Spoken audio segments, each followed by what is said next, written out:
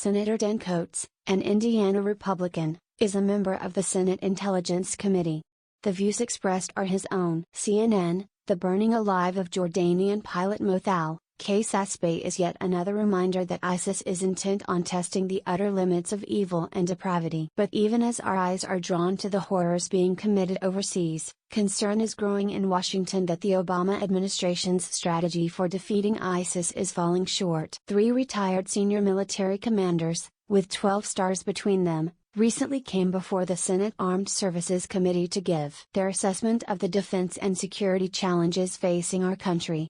With their uniforms put away, they were free to speak their minds. And all 3 lamented the confused, directionless wandering that constitutes the current national security strategy of the Obama administration. The 3 were especially disturbed by the conduct of military operations that have no clear objectives nor the defined means of achieving them. General James Mattis, a former commander of the U.S. Central Command, for example, called for us to come out of our reactive crouch and take a firm strategic stance in defense of our values.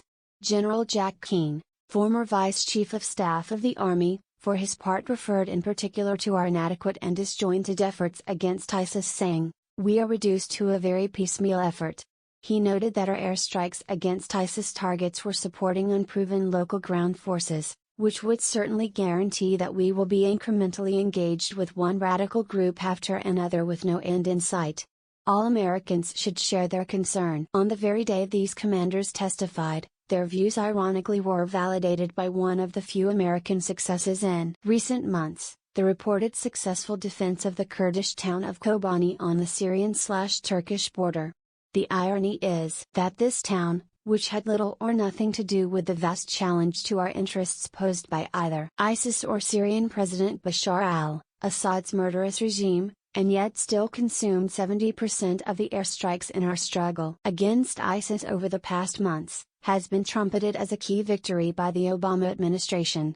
In reality, control of Kobani was contested by a confused array of combatants, including a designated terrorist organization, the PKK, or Kurdistan Workers' Party, fighting on the coalition side against ISIS.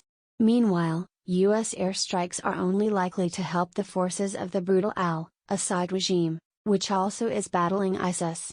This is a collapsing strategy grasping at reeds. U.S. military resources are being squandered without clear purpose or goal. We are indeed incrementally engaged with one radical group after another with no end in sight. There is an obvious disjoint between the administration's joy at this modest success, and the lack of real progress against the enemy elsewhere. Despite President Barack Obama's claim in his State of the Union address or the customary boasts of Secretary of State John Kerry in London 2 days later, most credible reports show that ISIS is growing stronger in Syria. This is especially true in its Syrian strongholds.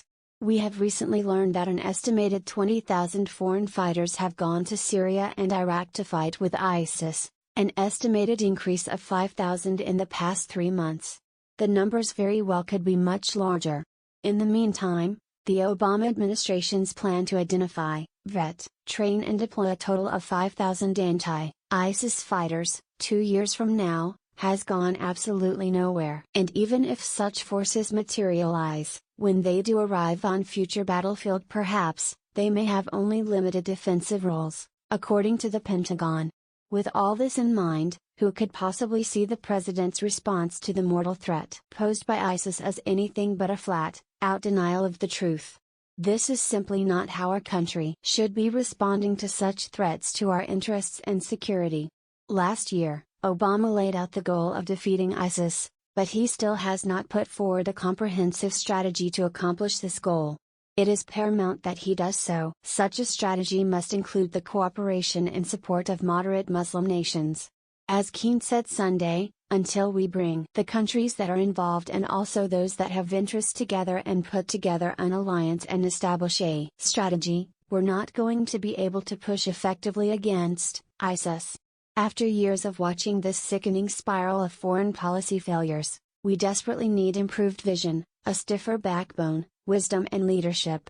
Another 2 years of America's growing impotence and irrelevance is a frightening prospect. Read KNOPinion's new Flipboard magazine. Follow us on Twitter at KNOPinion.